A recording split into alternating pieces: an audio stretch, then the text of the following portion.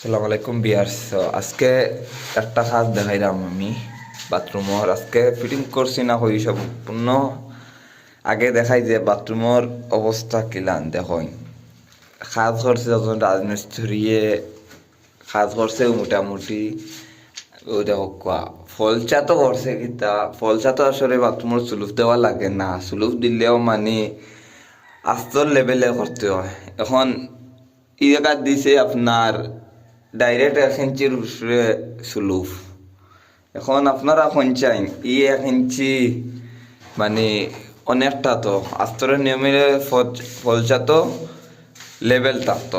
এখন দেখা যায় সে মাপ ধরিয়া যে 1 ইঞ্চির উপরে বেশ কম।